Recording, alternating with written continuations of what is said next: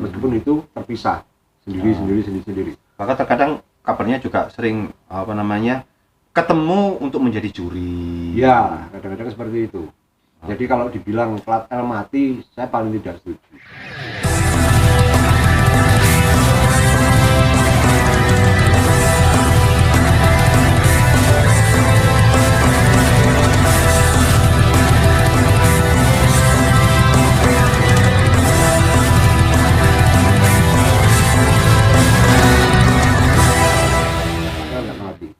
Memang nggak pernah mati ya. Memang nggak pernah mati. Kalau mati ya berarti playernya nggak ada semua. Oh iya, mati saat menungsane berarti. Iya. Apa? Ya Oke. Ini kaitannya adalah dengan tanggal 22 kemarin ketika ada yang bilang bahwa plat L reborn itu yang saya tolak mentah-mentah. Reborn itu kan lahir kembali. Sementara kalau lahir kembali berarti pernah mati. Nah, sementara kita nggak mati, jadi saya paling menolak ketika ditulis plat L reborn atau mungkin disebutkan plat L reborn. Saya nggak mau. Konotasi itu salah kaprah. Bahkan itu malah sering dipakai band besar. Iya. Iya. Seperti kayak I reborn gitu kan ada ya. Dari Surabaya juga I reborn gitu kan. Sering kali begitu. Ya, dan itu salah makna sebenarnya. Oke lah, akhirnya kita bilang plat L ya plat L, tetap plat L. Kita hanya melanjutkan perjalanan. Sempat terhenti. Iya. Dan selama masa 10 tahun itu hingga akhirnya pada titik klimaksnya tahun 2021 mungkin nanti Abah yang akan bercerita bahwa akhirnya mau tidak mau plat L ini adalah masih sebuah, bisa dibilang sebuah mortir, sebuah senjata ya, yang harus dimunculkan lagi dan bisa diledakkan. Dan itu dikulik habis oleh Abah, baik itu dari sisi spiritual, dari sisi yang lain. Dia bilang senjatamu iki sih ono, kon sing duwe senjata, kenapa kok meneng? Kenapa nggak coba dimunculkan kembali? Benar. Saat itu saya sempat tersentak juga. Iya, saya sempat berpikir gitu. Iya, kenapa nggak dimunculkan lagi? Nah, sejak saat itulah rasanya muntu-muntu hati. Muntu-muntu hati mergo didorong terus. Senjatamu tak ono, senjatamu tak. Berarti pada saat itu sampean berada di posisi titik krisis, titik kulminasi terendah dari sisi mental saya. Secara sebagai seorang entertainer ya. Ya. Sebagai seorang vokalis dari grup band. Banyak sisi sebenarnya. Banyak hal, ya. Banyak hal. Satu, mungkin saat pandemi ya. Oke. Di mana saya terbiasa MC, saya terbiasa memberikan materi penyuluhan, biasa menyanyi. Ketika pandemi benar-benar tidak ada, kosong sama sekali ya. Kemudian dari sisi pribadi saya juga sempat mengalami kegoncangan dan mental saya drop, sehingga saya harus mencari tempat, mencari orang yang bisa saya jadikan sandaran. Dan saya memilih waktu itu memang saya harus ke Abah Badrul, ke Pakis untuk menetralisir semua. Nah, yang bikin penasaran adalah proses ketemunya sampean sama Abah Badrul itu bagaimana? Kalau proses awal ketemunya ya panjang. Jadi bukan di tahun 2021 saat saya goncang terus ketemu, enggak. Sebelumnya sudah bertemu. Sudah. Ya. Jadi dalam sebuah organisasi namanya keagamaan dan kepemudaan. Waktu itu kita sempat bikin event bareng di Jakarta di mana ya? Taman Mini. Di Taman Mini Indonesia Indah, kita ketemu di sana. Ya jalan bareng, akhirnya merasa cocok, frekuensi. Terus akhirnya saling kontak. Kebetulan juga akhirnya saya banyak diberi masukan beliau ini. Dalam satu titik saya menemukan apa yang saya cari, yaitu dari sisi spiritual. Nah, Bah, ketika Abah ini, saya manggilnya Abah ya, karena memang saya terbiasa manggilnya Abah. Saya namanya Abah Badrul. Ya. Nggak mungkin saya panggil Lek. Panggilan saya Lek itu hanya untuk Lek saja. dan teman-teman Platel yang lainnya saya panggil. Tapi nah apa tetap saya panggil. Karena kayak apa? Lek apa juga nggak enak. Ya. Nah, ketika sampean bertemu dengan Mas Yus ini, di saat itu apa dari sudut pandang jenengan yang secara apa ya, secara pribadi menurut apa bagaimana Mas Yus itu melihat potensinya yang seperti apa itu apa yang ada di dalam benak apa? Ya kalau kita kembali ke awal pertemuan dengan beliau ini, Lek Yus, itu kan di Taman Mini. Pas kita ngadain sebuah acara dan sempat kita jamming itu di sebuah studio ya Pak, studio teman kita. Pertama yang saya lihat itu satu yang saya kagumi dengan keistiqomahan beliau dengan rambutnya kayak megaloman fire. Jadi istiqomah dengan rambut panjangnya, di mana musisi-musisi sudah tidak berambut panjang, dia tetap istiqomah berambut panjangnya. Iya, sudah mulai memendekkan rambutnya, beliau tetap memanjangkan rambutnya. Iya. Dan kedua kita jamming bersama di sebuah studio, dan di situ kita sudah lihat potensinya beliau ini bukan kaleng-kaleng kalau istilah zaman sekarang, bukan abal-abal. Nah, berlanjut bertahun-tahun kemudian saya lihat beliau ini tetap walaupun mungkin beliau dibilang secara grup Plat L sedang vakum, istilahnya gitu ya, vakum ya, tapi beliau tetap istiqomah di dalam berapresiasi di seni dan budaya. Bahkan di beberapa session kita juga sering mengadakan acara motivasi Mas ya, motivasi baik di instansi-instansi maupun di Karang Taruna dengan tema kebangsaan. Beliau tetap mendengungkan dan menyalurkan dunia musiknya. Jadi kalau Anda pasti belum paham kalau beliau ini Lek Yus atau Mas Yus saya panggil ini, ketika memberikan motivasi, bahkan sempat ada sebuah session menghipnosis orang, audien itu lewat suaranya juga, lewat lagunya. Nah ini benar-benar potensial. Artinya apa?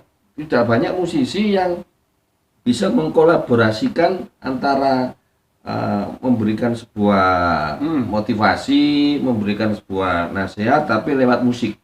Nah dari situ saya paham, kalaulah beliau ini dianggap sebuah legendanya rock Surabaya dan vakum hanya karena masalah-masalah yang saya anggap sepele ya, itu sangat disayangkan sekali. Berarti pada waktu itu sampean melihat ada daya magnet tersendiri yang ada di dalam diri Lek Yus ini ya? Nah, betul.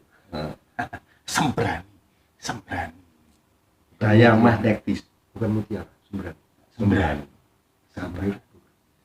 Itu sepur. Itulah yang menyebabkan itulah yang menyebabkan akhirnya dalam keadaan yang terpuruk. Nah ini istilah ya, jadi kalau jatuh tok biasa, tersungkur biasa, terpuruk itu wis jungkel, jelungup, geblak, ketiban bisa loh itu. Kalau dari bahasa Indonesia cuma terpuruk, tapi bahasa Jawanya macam-macam. Itu kalau bahasa Jepangnya jangkep. Bahasa Jepangnya jangkep. Ya itu.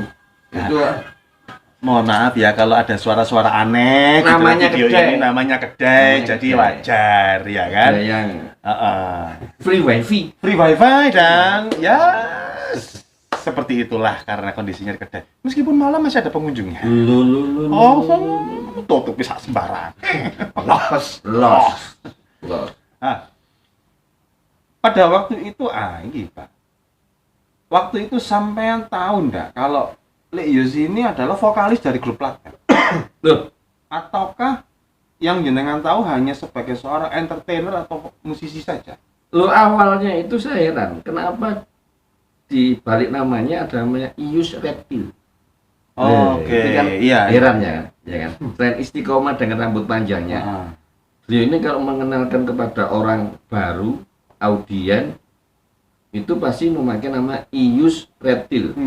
Loh, saya kira ini beliau ini sama kayak kita yang berprofesi di dunia kehewanan, reptil. Reptil itu kan yang termasuk kadal, nyambi, Iya. boyo, Ulo. Apa namanya, marga dari Loh, jenis-jenis iya. hewan Nah, lah ya. apa karena dia ini pecinta binatang atau apa? Ah. Nah, tapi ternyata beliau mengenalkan dianya nama panggungnya Ius Reptil. Kok enggak Ius plat L? Nah, Iya, gitu kan. benar. Ius Reptil. Ya dari situ akhirnya saya mengenal beliau Ius Reptilnya daripada kenal plat L-nya. Plat L-nya setelah beliau bertutur bercerita bahwa dia punya sebuah grup musik. Dan Oke. saya cek di YouTube, ya memang benar. Memang benar. Jadi bukan, kembali lagi bukan abal-abal, bukan kaleng-kaleng. Memang terbukti ya. Terbukti. Karena memang beberapa video dari konser dari Plat L itu Nah, dari itu. teman-teman ada yang mengupload sendiri langsung di YouTube dan sebagainya. Malah kita nggak pernah upload. Maka Plat L sendiri nggak pernah upload ya kan? Iya, karena akunnya juga nggak ada. Lah perlu diketahui ini teman-teman bahwa Abah Badrul ini juga memiliki profesi kalian di bidang dokter hewan. Karena ijazahnya yaitu sebagai dokter hewan. Itu sebabnya kenapa menganggap ketika mendengar nama Ius Reptil dianggap memiliki disebutkan. profesi yang sama. Padahal Profesi saya, yang sama, padahal ya saya kan? diri kan dokter hewan enggak pakai nama Tidak memiliki binatang. nama ya. Kenapa beliau pakai nama reptil? Nah, ordo dari hewan itu tidak Boleh. ada ya kan. Misalnya apa Badrul insektisida apa? Insekta, nggak mungkin serangga ya kan. Atau apa Badrul mamalia enggak ada. Nggak ada. Makanya heran kok reptil. Kok reptilnya diambil? Kalau dia bilang reptil kan kenapa kok Ius boyo, Ius nyambe kan gitu kan. Ius reptil. Ius ulo kan gitu Nah. kan ya enggak ya, tapi reptil. Nah, Jadi ini. artinya ordo dari sebuah Ini. keluarga dari hewan.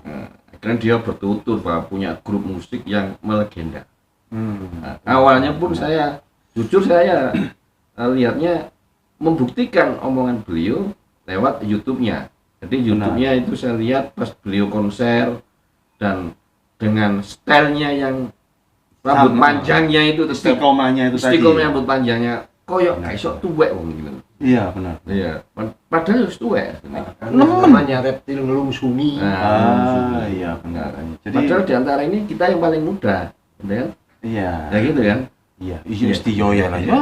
Ya, istiyoya lah ya. Ngengkel pun ya percuma. Oke. Nah, akhirnya apa? Seiring berjalannya waktu, ketika panjenengan berdua ini saling berkomunikasi, bekerja sama, bahkan kerja bareng kan sempat kerja dalam satu Iya. kantor juga kan Hmm. waktu itu kan. Sempat kerja dalam satu kantor, terus saling mengetahui kemampuan masing-masing dan sebagainya. Ketika mengetahui dalam kondisi terpuruk, Mas itu apa yang pertama kali muncul dalam benak? Apa? Jadi bisa saya bilang bahwa terpuruk itu di dalam ambang keputusasaan. Belum putus asa ya, Belum. di ambang keputusasaan. Bagaimana membangkitkan rasa supaya seseorang tersebut tidak putus asa, maka haruslah dibangkitkan dengan apa-apa yang mereka sukai, apa-apa yang mereka Miliki. cintai, apa-apa yang Miliki. mereka sudah merasa memiliki. Oke. Nah, di beliau ini kan saya lihat beliau bisa memiliki, diberi apa ya, anugerah Tuhan dengan suara yang merdu. Diberi anugerah Tuhan bisa mengaransemen musik dan lain sebagainya. Nah, itu yang saya ulik supaya tidak makin larut di dalam kegalauannya, nggak move on. Nah, zaman sekarang itu. Iya, iya. Ya, mereka harus main musik. Coba Mas Yus dulu itu penjahit, mesti tak penjahit. Iya, iya. Apa tukang cat, ya tak kon ngecat. Tukang ake yo kon moles ake ya. Lah ya itu. Nah, Karena dia musik akhirnya ya Pertama kita kasih gitar dulu. Jadi pas sini itu akhirnya supaya dia tidak gerundung. Nah itu dikasih gitar. Bulan Juni 2020. Nah itu ada gitar. Bulan Juni 2021. Ya, Dari mencolok. mencolok sini terus kayak gitar. Main no. Main no guys, busak sembarangi kan gitu kan. Harapmu. Nah, itu awalnya akhirnya selain dari secara spiritual kita ajak untuk kembali menyadari jati diri sebagai manusia yang diberi anugerah Tuhan, juga diajak kembali untuk mensyukuri apa-apa yang